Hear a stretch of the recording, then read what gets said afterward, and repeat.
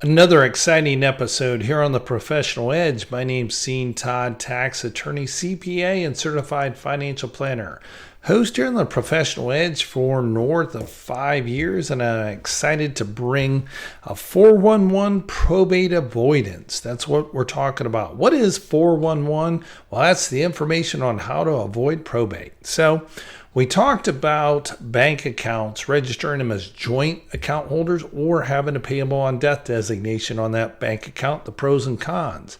But what we're trying to do is help our listeners here on the Professional Edge understand probate and also how to avoid that probate court process, because it's lengthy, it's costly, it's a public display of information. So one thing you can do is go to emcadvisors.com. That is Echo Mary Charlie Advisors.com. And there's an ultimate estate plan guide that you can download. That's for free. Again, that is Echo Mary Charlie emcadvisors.com. So that gets you on the path for how to plan your estate properly. So let's get back to probate avoidance, back to that brokerage account, because we touched on it real quick in that last session. So on a brokerage account, we have an individual, Marty. He has it individually titled in his name, but he wants it to go to his kids and avoid the probate court process. Well, a will, we all understand, is a direct go to probate, do not pass go.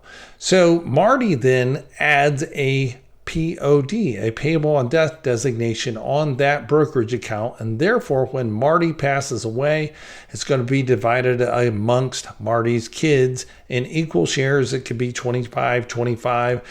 One gets 10% and then the other one gets the balance. So it doesn't have to be an equal split, because we can change these percentages as long as they total up to 100%. So that's pretty simple to get that in order. And the other key component of that, being a tax attorney and a CPA, is if Marty would put one of his kids on that account and then Marty passes away, well, it only gets a step up in basis to fair market value date of death, half of that account value. The full account doesn't get a step up, only Marty's half that is attributable to him.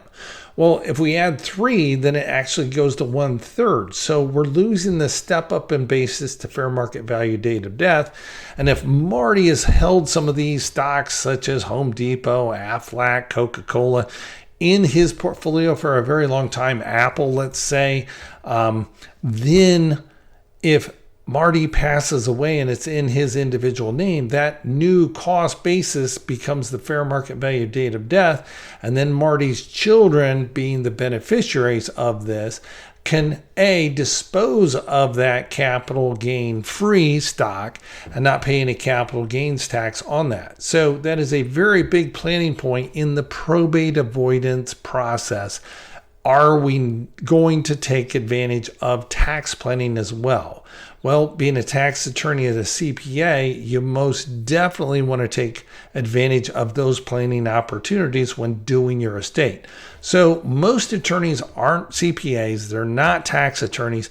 They will draft your will. They will get it planned out to who your decision maker is going to be and your plan of distribution, but they're not going to know these nuances, being also a certified financial planner as well, on what you should do to avoid and maximize the amount going to your heirs.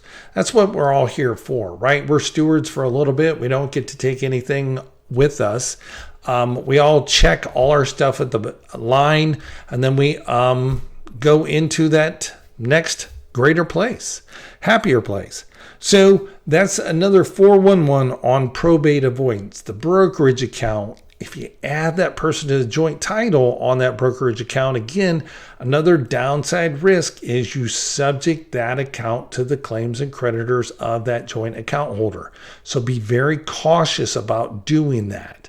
I would rather have it in the client's individual name, and then we draft a financial power of attorney so the agent can actually come in, make some investment selections or sales to fund out what the principal, meaning dad or mom, need to pay for care and other things to continue on. So that person being the agent underneath the financial power of attorney, they are not subject to the claims and creditors of that person, that account. So therefore it stays clean from those claims. Now they have access, but it's not subject to the claims. And we then still retain the full step up in basis to fair market value date of death. Now, if this sounds like a lot of mumbo jumbo, well, then that's probably the impetus to say, hey, Scene, let's sit down, have a very candid conversation on planning my estate. I want it to go to my kids in equal shares, but what's going to be the best thing? And we may say, okay, great. Let's have a conversation. To start that, you would give our office a call at 404-250-9798. That number again, 404-250-9798. And if you're out, not local to Atlanta, then we can always do a Zoom or a Teams call, have that very candid conversation and understand what you're trying to accomplish and what your concerns are. And then based on my 3,000 plus estate plans that I've done, I can probably add some advantages that you never even knew or even knew to ask about. So again, well worth the call at 404-250-9798. That number again, 404-250-9798.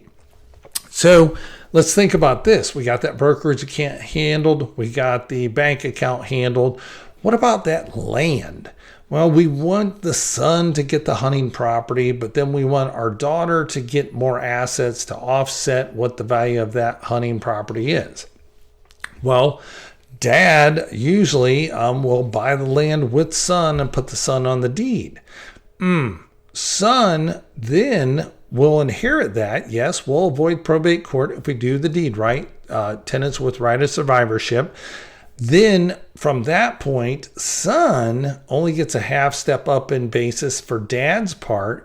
So if son sells it, he has his old cost basis. So again, if we just keep it in dad's name and dad passes away with it and we plan it correctly via a trust to avoid probate court, we have this hunting land in the trust, then we will get a full step up in basis, fair market value date of death. It goes to son. Son says, I don't hunt as much as I used to. And the developer wants this for a new development. And I'm going to make $3 million over what dad paid for it. That's my new selling price, $3.5 million. Dad bought it a while ago for $500,000. Well, if we messed it up and we had son on the deed, only half step up in basis fair market value date of death. So that means $1.5 million plus 250, 1.7, 3.5. You are basically exposed to $2 million of long-term capital gains. Again, just quick math, 20%, you're going to be at a $400,000 tax bill. Well, simply, you could have avoided that if you do your planning up front. And that's my call to action to you as a listener here on the Professional Edge. Get this stuff in place and plan through these scenarios to make sure that you're not going to have to pay the IRS a $400,000 ticket for selling the hunting property. It can all be avoided if we do the proper planning up front, and that's well worth a conversation and well worth some attorney's fees to get everything planned properly to avoid that $400,000 mistake. So what we do is we draft a trust. We have the hunting land placed in that trust. Dad still controls it. Son can go hunt on it. And then when dad passes away, the full step up in basis fair market value date of death, $3.5 million in our example, goes to son. Son then can sell that property. He can still hold that property, but his new cost basis for tax purposes, if he ever sells it, is that value date of death. That is $3.5 million in our example. So that right there is worthy of a conversation. And yes, We see brokerage accounts mishandled. We see bank accounts mishandled. We see property mishandled.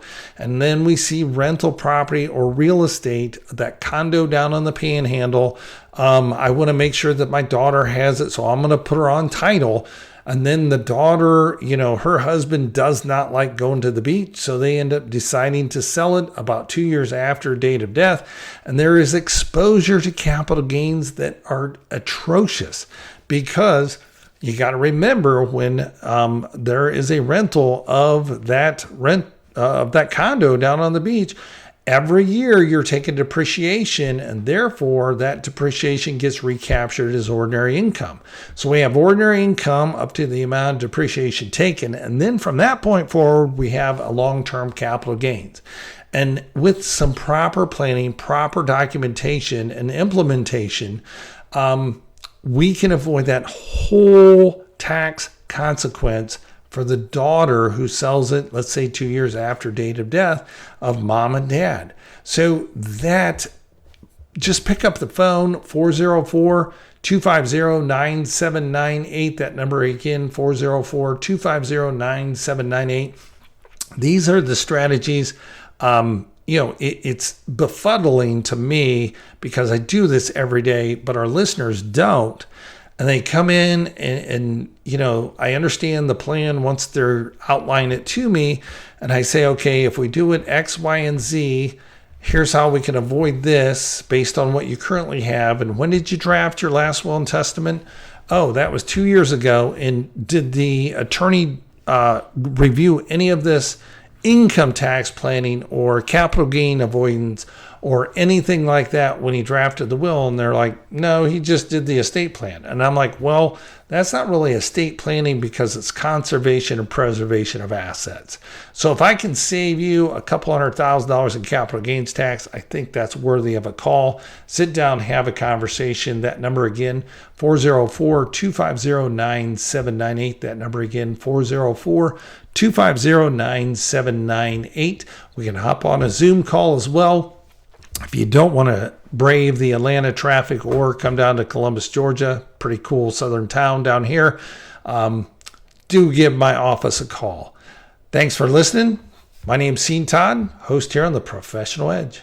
With today's financial markets, are you getting the personal and professional attention you and your money deserve? Clients of estate management counselors benefit from having one set of professionals advise them on their tax, estate planning, and investment advice. We call that the Professional Edge. Sean Todd is a tax attorney, CPA, and certified financial planner. With over 15 years' experience, he welcomes the opportunity to assist you in preparing for retirement, implement effective tax planning strategies, and to help you properly plan your estate. His radio show, The Professional Edge, is aired weekly on Sundays at 9 a.m. If you're interested in meeting with Sean, call his office at 877-654-9798. That's 877-654-9798. Do you want to feel more confident about making the right investment, tax, and estate planning decisions? Today, these decisions are more complex than ever. Have you thought about working with a professional advisor and not sure who to turn to? Not sure what qualifies one to be an advisor? Sean Todd is more than qualified as a tax attorney, CPA, and certified financial planner. Sean is with Estate Management Counselors. Estate Management Counselors operates as an independent fee-only investment advisory firm. They're dedicated to gaining a personal understanding of their clients' objectives and implementing professional counsel and advice to achieve those objectives. So take a second to talk with Sean Todd to learn how you can benefit from their multidisciplinary practice, where they coordinate their clients' legal, tax, and investment strategies into one comprehensive and integrated plan to enhance and protect their clients' financial security. You can reach Estate Management Counselors and speak with Sean Todd by calling 1-877-654-9798. That's 1-877-654-9798.